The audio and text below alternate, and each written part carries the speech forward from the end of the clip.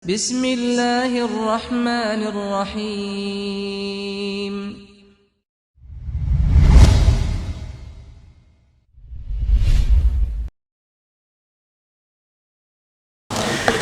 Alhamdulillahi Rabbil Alamin. Wassalatu wassalamu ala ashrafil anbiya'i wal mursalin Nabiina Muhammadin wa ala alihi wa sahbihi wa tabi'in wa man tabi'ahum bi ihsanin ila yaumiddin.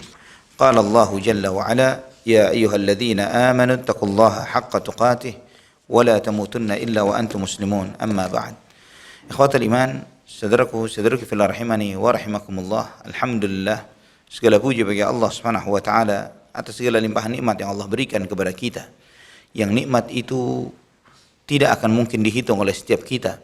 Yang nikmat itu mencakup segala sesuatu yang kita rasakan dan yang tidak kita sadari dari segala kehidupan kita. Yang Allah Subhanahu wa taala tegaskan, "Wa ma bikum min ni'matin faminallah." Apapun yang nikmat yang ada pada dirimu, semuanya adalah datangnya dari Allah Subhanahu wa taala. Dan di antara nikmat terbesar yang Allah anugerahkan kepada kita adalah nikmat Islam, dan bahkan itulah nikmat yang paling besar yang Allah anugerahkan.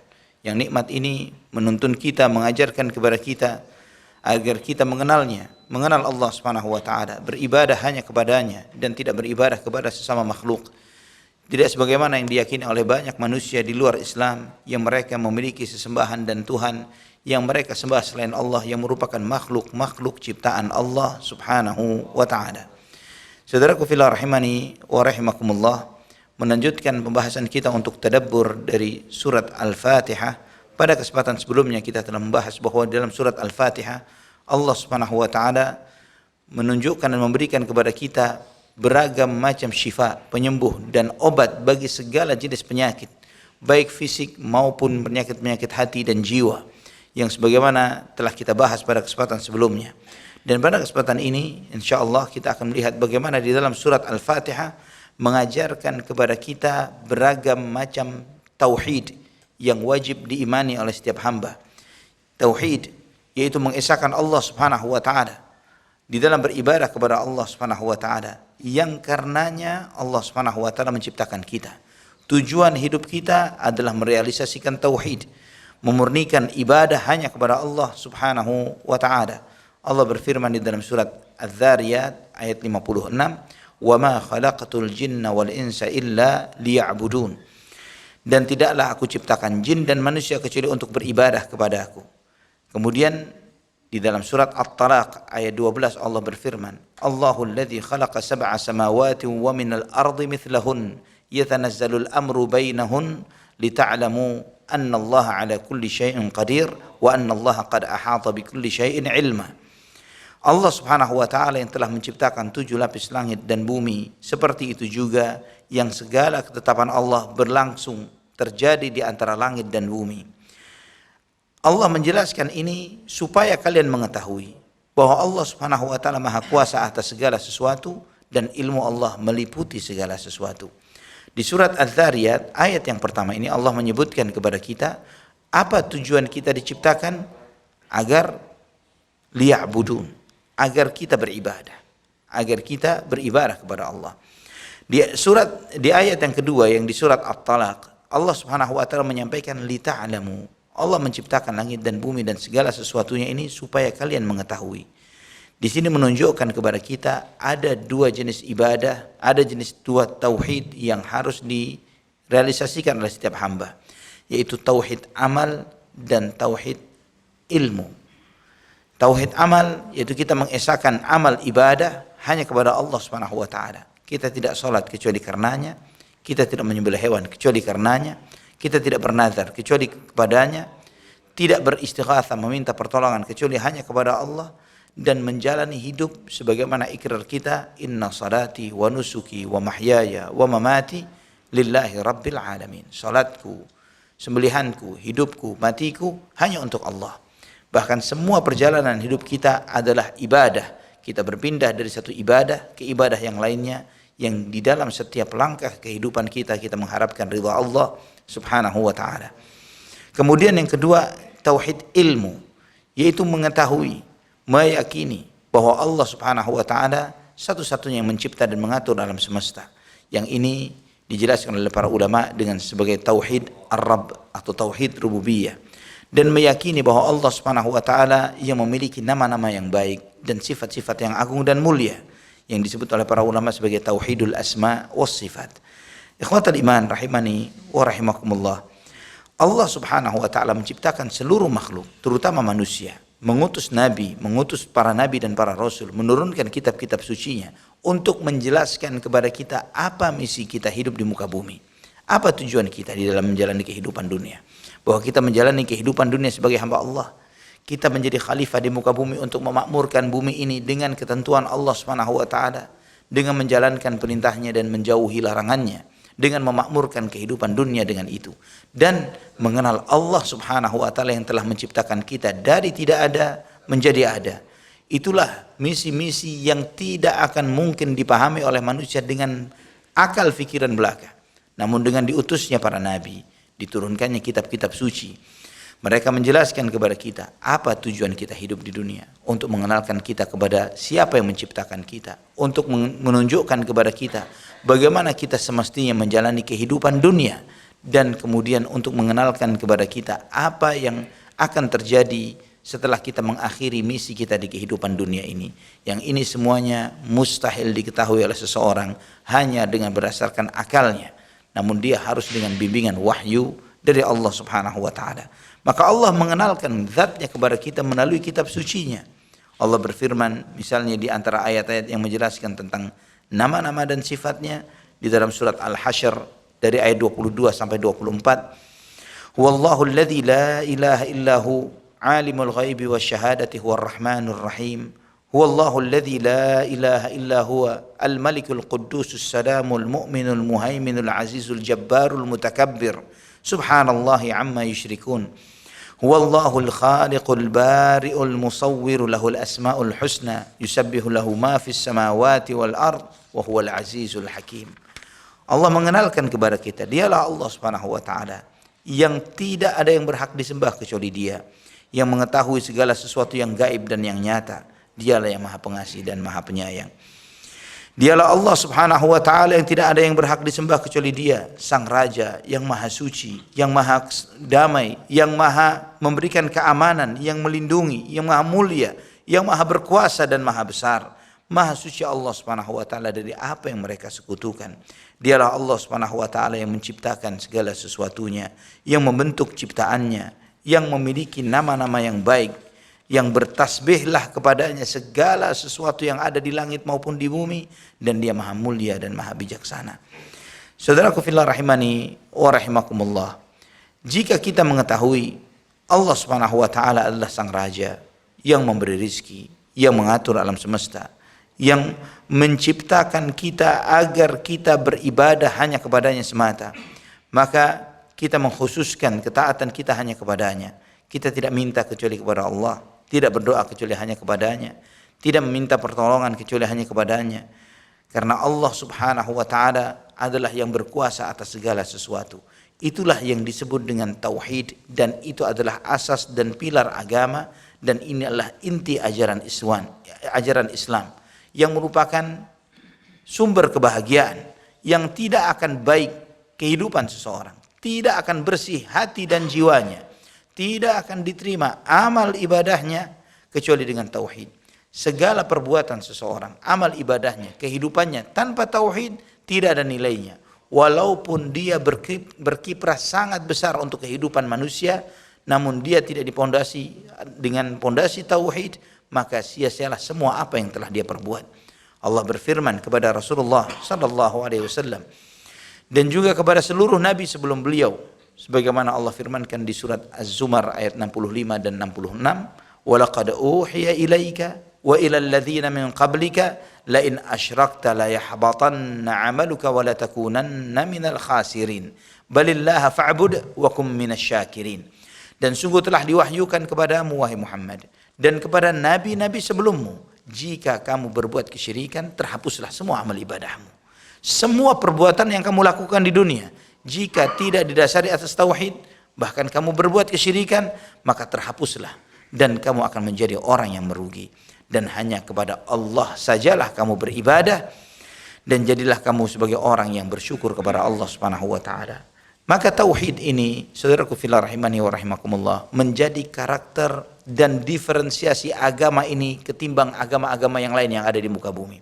Tidak ada agama tauhid seperti Islam yang mengajarkan hanya menyembah kepada Allah saja. Agama di luar Islam apapun, silahkan cari dan browsing dan cari. Tidak akan mungkin Anda mendapatkan agama tauhid seperti agama ini, seperti dinul Islam. Agama di luar Islam mengajarkan beribadah kepada Allah dan juga kepada selain Allah. Tidak mungkin mereka beribadah kepada Allah saja. Mereka pasti memiliki sesembahan-sesembahan yang mereka jadikan sebagai sarana perantara di dalam beribadah kepada Allah Subhanahu wa taala. Dan di dalam Islam kita hanya beribadah kepada Allah saja, di dalam berdoa, di dalam sholat, di dalam puasa, di dalam segala ibadah yang kita lakukan, kita tidak melakukannya dengan perantara tertentu, langsung antara kita dengan Allah Subhanahu wa taala. Itulah pesan Nabi kita Muhammad sallallahu alaihi wasallam ketika beliau menyampaikan nasihatnya kepada salah seorang sahabatnya, Abdullah bin Abbas radhiyallahu anhuma. Beliau menyampaikan, ihfazillah yahfazka, ihfazillah tajidhu tujahak, idza sa'alta fas'alillah, wa idza ista'anta fasta'in billah, wa'lam law anna al-ummata ijtama'u ala an yanfa'uka bi syai'in lam yanfa'uka illa bi syai'in qad katabahu Allahu lak. Wa in ijtama'u ala an yadurruka bi syai'in lam yadurruka illa bi syai'in qad katabahu Allahu 'alaik, rufi'atil aklam wa jaffatis suhuf. Nabi SAW menyampaikan, jagalah Allah, niscaya Allah akan menjagamu. Jagalah Allah, niscaya engkau akan mendapati Allah ada di hadapanmu. Jika engkau meminta, mintalah kepada Allah. Jika engkau memohon pertolongan, mohonlah pertolongan hanya kepada Allah. Dan yakinilah bahwa jika seluruh umat manusia sepakat untuk memberikan manfaat kepadamu, mereka tidak akan bisa memberikan manfaat kecuali dengan apa yang telah Allah tetapkan untukmu.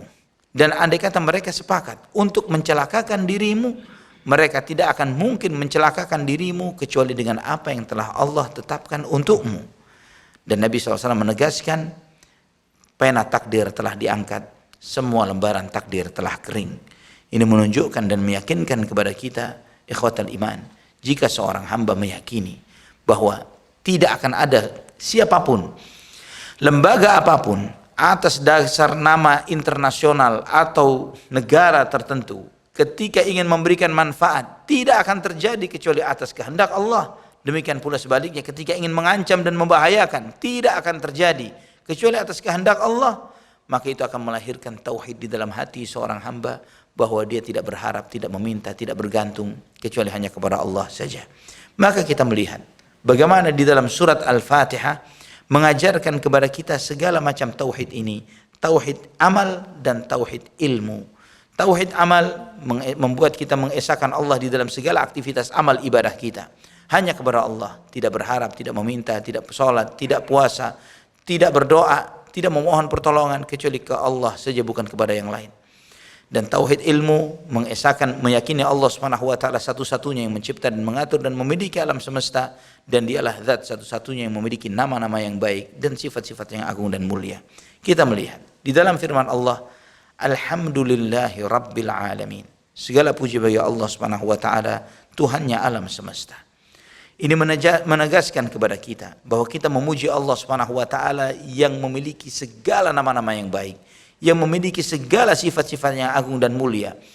Yang dengan itu Allah Subhanahu wa taala mengucurkan rahmatnya yang tidak akan mungkin bisa dihitung oleh hambanya. Wa in ta'uddu ni'matallahi la tuhsuha.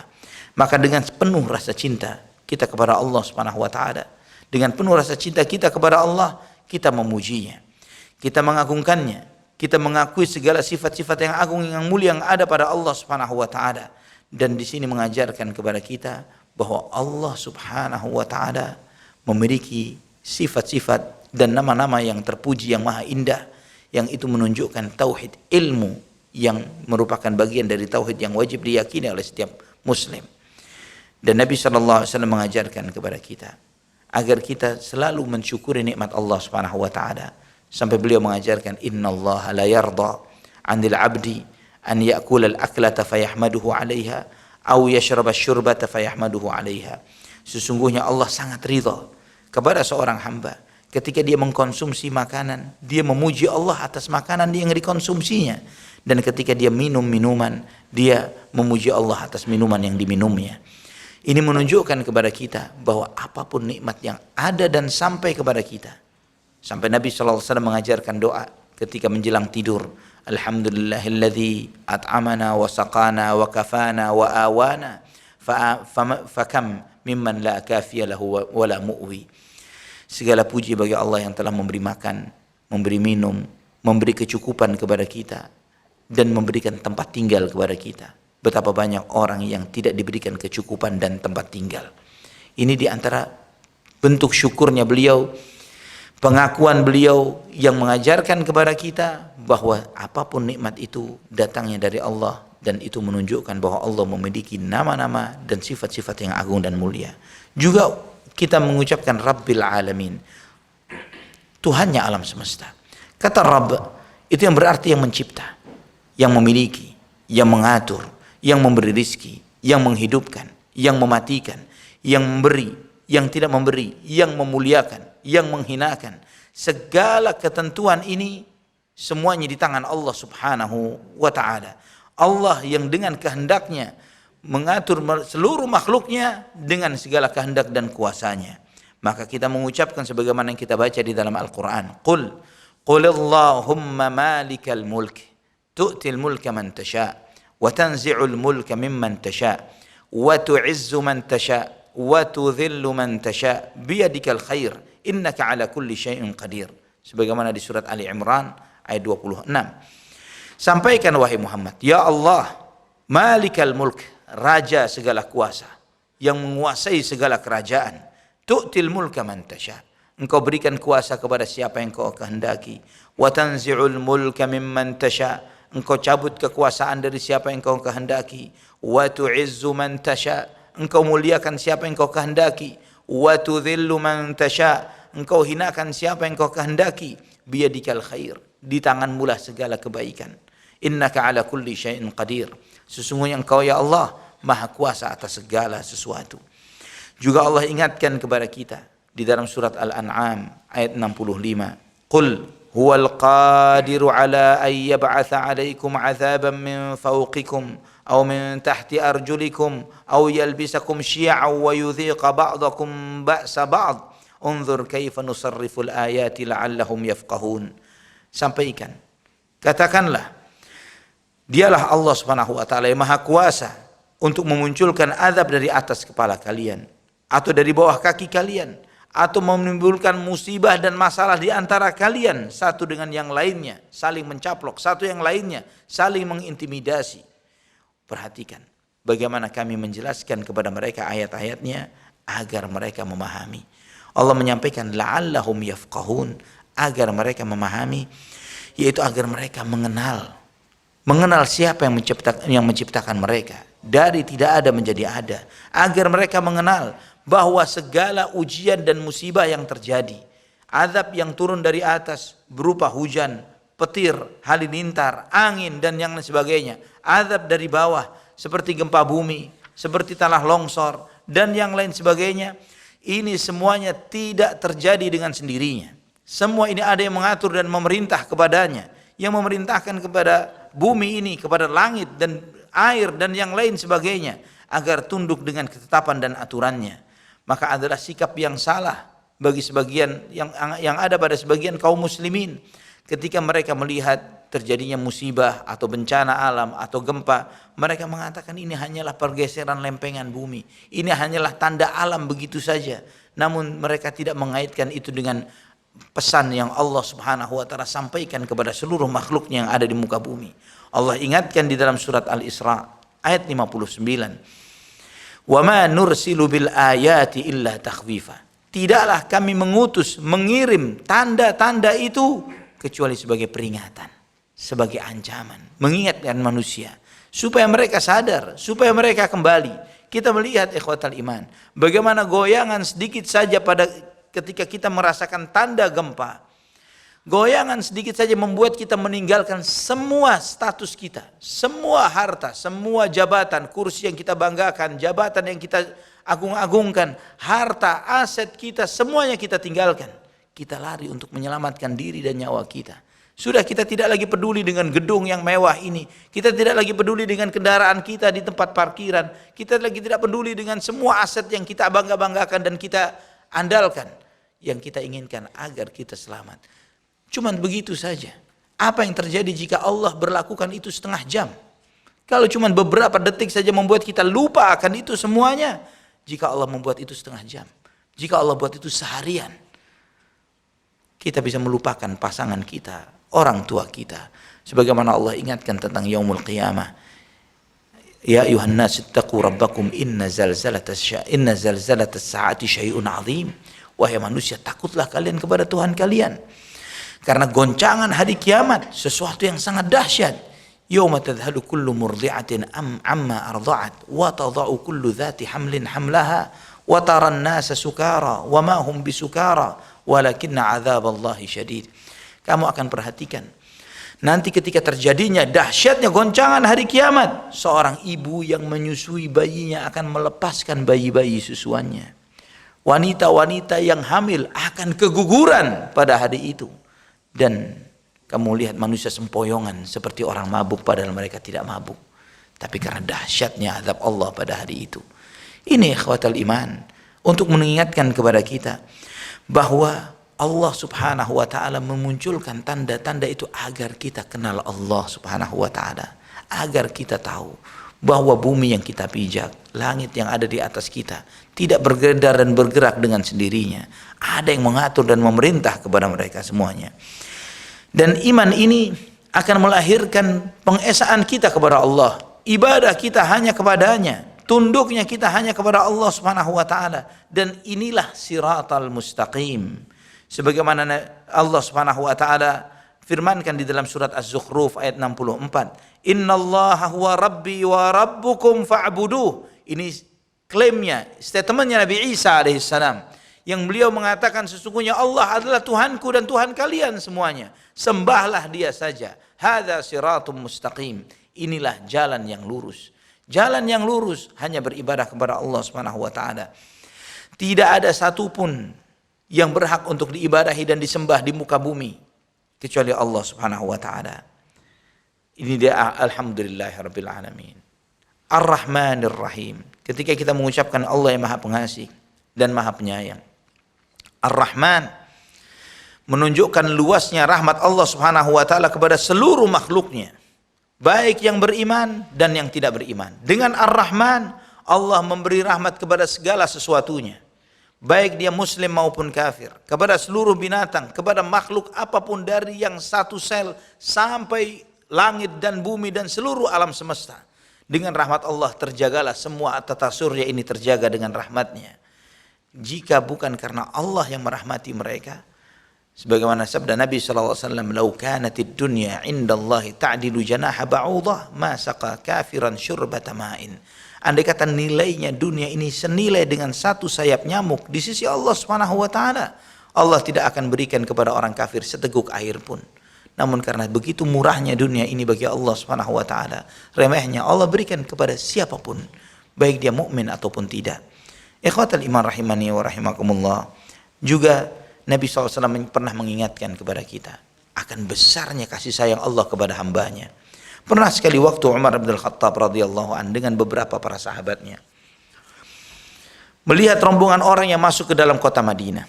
Yang di antara rombongan ini seorang ibu yang mencari-cari bayinya yang terlepas dari dirinya, yang dia dapati di dalam dekapan salah seorang di antara rombongan itu. Maka diambilnya bayi itu, didekapnya, diciumnya, dipeluknya dan disusui bayi tersebut. Kemudian Nabi SAW bertanya kepada sahabatnya, kalian perhatikan ibu ini, apakah mungkin dia dengan gampangnya melepaskan dan melempar bayinya ke dalam api? Mustahil ya Rasulullah. Seorang ibu dengan sadar dan warasnya, kemudian dia melepaskan dan melemparkan bayinya begitu saja untuk dibakar hidup-hidup. Kemudian Nabi SAW bersabda, "Lallahu arhamu bi'ibadihi min hadhihi biwaladiha." Sungguh Allah lebih sayang kepada hambanya melebihi sayangnya seorang ibu kepada anaknya. Melebihi sayangnya seorang ibu kepada anaknya. Jika kita menyadari itu ikhwatal iman, jika hadis ini, pesan dari hadis ini sampai kepada diri kita, maka kita akan melihat bahwa tidaklah Allah memerintah kepada kita untuk melakukan sesuatu kecuali di dalam perintah itu pasti ada kebaikan untuk diri kita. Tidaklah Allah melarang sesuatu kecuali pasti di dalam larangan itu ada hal yang buruk yang jika kita melanggarnya kita akan mengalami keburukan di dalam kehidupan kita, dunia maupun setelah kehidupan dunia. Maka kita akan merespon segala perintah Allah dengan penuh. Ini adalah perintah untuk dari zat yang maha sayang, maha kasih dan sayang kepada kita agar memberikan kemaslahatan hidup untuk kita. Maka antum perhatikan bagaimana pesan-pesan cinta ini Allah sampaikan di dalam Al-Quran, di dalam sunnah Nabi SAW. Perhatikan setiap Allah memerintahkan sesuatu, di sana pasti mengandung kebaikan untuk diri kita. Perhatikan ketika Allah melarang terhadap sesuatu, pasti di situ mengandung keburukan untuk kehidupan kita, baik individu maupun masyarakat. Nah, ikhwatal iman rahimani wa rahimakumullah, rahmat Allah subhanahu wa ta'ala meliputi segala sesuatunya. Dan kemudian kita melihat di dalam firman-Nya, iyyaka na'budu wa iyyaka nasta'in. Hanya kepadamu ya Allah beribadah. Hanya kepadamu ya Allah kami memohon pertolongan. Ya Allah, kami tidak beribadah kecuali hanya kepadamu. Kata iyyaka na'budu dalam bahasa, secara umum ketika orang berbicara sesuatu, mereka dengan urutan subjek, predikat, objek. Ya, objek itu selalu ditaruh di belakang. Tapi di dalam bahasa Arab, terkadang objek itu ditaruh di depan untuk menunjukkan pengkhususan. Tidak ada pengecualian kecuali dia. Seperti kata iyyaka na'budu. Kata na'budu artinya kami beribadah. Harusnya di dalam bahasa kami beribadah kepadamu, na'budu iyyaka. Ya, secara bahasa seperti itu, kami beribadah kepadamu. Tapi ketika kepadamunya ditaruh di depan iyyaka na'budu wa iyyaka nasta'in, itu mengajarkan ya Allah hanya kepadamu saja kami beribadah. Ya Allah, hanya kepadamu saja kami memohon pertolongan, tidak yang lain. Kami tidak akan beribadah kecuali kepadamu. Kami tidak memohon pertolongan kecuali kepadamu. Jika kita menyadari ini ikhwatal iman, betapa butuhnya kita kepada Allah Subhanahu wa taala. Betapa bergantungnya kita kepada Allah. Sekejap mata pun Allah melepaskan kita, maka binasalah diri kita. Hancurlah kita. Sampai Nabi SAW berpesan kepada salah seorang sahabatnya. Ketika beliau mendekati salah seorang sahabat yang bernama Mu'adz bin Jabal. Ya Mu'adz, wallahi inni la uhibbuk. Demi Allah aku sangat cinta kepadamu. Usika ya Mu'adz, aku wasiatkan kepadamu wahai Mu'adz, la tada'anna fi duburi kulli salatin. Jangan pernah kamu tinggalkan di setiap selesai salat atau di akhir salat kamu baca Allahumma a'inni ala dzikrika wa syukrika wa husni ibadatik. Jangan kamu tinggalkan ini. Ya Allah, tolong aku untuk berzikir kepadamu. Tolong aku untuk bisa bersyukur kepadamu. Tolong aku agar bisa beribadah kepadamu dengan sebaik-baiknya. Zikir ini, kita bisa berzikir karena pertolongan Allah. Kita bisa bersyukur karena pertolongan Allah. Kita bisa beribadah kepada Allah karena pertolongan Allah Subhanahu wa taala.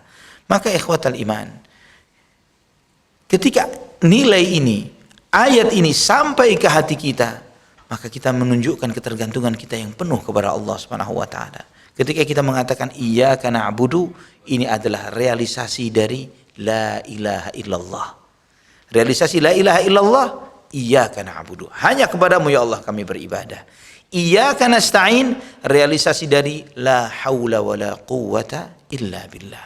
Hanya kepadamu ya Allah kami memohon pertolongan, untuk menunjukkan ya Allah tiada daya dan upaya kecuali denganmu. Di sini ikhwatal iman rahimani wa rahimakumullah, adalah sebuah kebodohan, kejahilan jika seorang muslim yang dia selalu tiap rakaat salatnya, walaupun dalam salat jenazah sekalipun, dia membaca ayat ini, dia mengatakan iyyaka na'budu wa iyyaka nasta'in, namun kemudian sekali waktu di dalam kehidupannya dia mencari yang lain. Ketika dia menghadapi kesusahan, dia merasa rizkinya kurang, dia merasa bahwa dia jodohnya susah, dia merasa ini dan itu, kemudian dia mencari ke kuburan ini misalnya, ke tempat-tempat keramat tertentu, mencari pesugihan, atau cari dukun, minta jimat dari kiai dan yang lain sebagainya untuk penglaris dan yang lain sebagainya, adalah sebuah kebodohan, kejahilan yang luar biasa. Bagaimana dia mengucapkan hanya kepadamu ya Allah kami beribadah, hanya kepadamu ya Allah kami memohon pertolongan, namun dia belok sana dan belok sini. Dia berharap kepada ini dan itu, berharap kepada selain Allah Subhanahu wa taala. Mana iyyaka na'budunya, mana iyyaka nasta'innya. Ketika dia mengatakan seperti itu, ketika dia melakukan perbuatan-perbuatan syirik ini, ketika dia mengikrarkan hanya kepadamu ya Allah kami beribadah, maka haram hukumnya, bahkan syirik hukumnya ketika dia melakukan suatu ibadah ditujukan kepada selain Allah. Bukankah doa itu ibadah? Bukankah menyembelih hewan itu ibadah? Bukankah tawakal itu ibadah? Berharap dan takut itu ibadah? Maka ketika dia berharap kepada selain Allah, berharap kepada benda-benda, jimat, keris, akik, dan yang semisalnya, dia telah beribadah kepada benda-benda tersebut. Ketika dia berdoa, memohon kepada selain Allah, minta kepada syekh ini, tolong saya, wah Habib ini, tolong saya, dan sebagainya. Dia telah beribadah kepada benda-benda tersebut, kepada kubur-kubur ini, yang tidak akan pernah memberikan manfaat sedikit pun untuk diri mereka, terlebih lagi untuk yang lainnya. Allah ingatkan kepada kita di dalam banyak ayat Al-Quran. Di antaranya Allah berfirman, "Qul ud'ul ladzina za'amtum min dunihi fala yamlikuna kashfad durri 'ankum wala tahwila." Sampaikan wahai Muhammad, yang kamu panggil selain Allah, yang kamu mohon selain Allah itu, mereka tidak akan bisa menyingkap musibah dari dirimu atau memalingkannya, membelokkannya. Tidak akan mungkin. Membelokkan tidak bisa, apalagi mengangkat. Tidak akan mungkin, tidak akan bisa. Jika Allah ingatkan di dalam surat Saba ayat 22, "Qul ud'ul ladzina za'amtum min dunillah la yamlikuna mithqala dzarratin fis samawati wala fil ard wa ma lahum fihima min syirki wa ma lahum minhum min dhahir." Pak, sampaikan wahai Muhammad, yang kalian seru selain Allah, yang kalian berdoa kepada selain Allah, mereka tidak memiliki seukuran semut pun di langit maupun di bumi, dan mereka tidak memiliki saham sedikit pun di langit maupun di bumi, dan mereka tidak pernah menjadi pembantu Allah di dalam mengatur dan mengurus langit dan bumi. Allah juga mengingatkan, "In tad'uuhum la yasma'u du'aakum walau sami'u mastajabu lakum wa yawmal qiyamati yakfuruna bisyirkikum wa la yunabbi'uka mithlu khabir." Jika kamu berdoa kepada mereka, mereka tidak akan bisa mendengar doa kalian. Anggap mereka mendengar, kata Allah. Walau sami'u, andai kata mereka pun mendengar, mastajabu lakum, mereka tidak bisa mengabulkan permohonan kalian. Wa yaumal qiyamati yakfuruna bisyirkikum, nanti pada hari kiamat yang kalian perbuat ini, mereka akan menolak perbuatan kalian. Yang kalian sembah selain Allah, yang kalian minta kepadanya, wali, syekh, habib, sunan, ini sebagainya, mereka akan menolak. Menganggap perbuatan ini syiriknya kalian. Saya tidak tahu menau dengan apa yang kalian perbuat. Mereka akan kufur terhadap apa yang kalian lakukan. Wala yunabbi'uka mithlu khabir, dan tidak ada yang pernah memberitahu kepadamu seperti Zat yang Maha Tahu. Allah ingatkan ini sebelum terjadinya segala sesuatu yang menjadi penyesalan bagi setiap pelakunya. Ikhwatal iman, juga Allah berfirman, "Wa man adallu mimman yad'u min dunillahi man la yastajibu lahu ila yaumil qiyamah wa hum an du'aihim ghafilun wa idza husyira an-nasu kanu lahum a'da'an wa kanu bi'ibadatihim kafirun." Siapakah yang lebih sesat ketimbang orang-orang yang memohon kepada selain Allah, yang tidak akan pernah mengabulkan permohonan mereka sampai kiamat, dan yang dimohon pun gak tahu menau dengan apa yang mereka mohonkan. Nanti ketika semua manusia dikumpulkan, maka yang diminta selain Allah akan menjadi musuh kepada peminta-pemintanya. Yang memohon kepada Nabi Isa atau Yesus, yang memohon kepada Bunda Maria, yang memohon kepada Nabi Muhammad sallallahu alaihi wasallam, yang memohon kepada syekh ini, wali dan sebagainya, nanti pada hari kiamat akan menjadi musuh kepada mereka-mereka yang memohon kepadanya.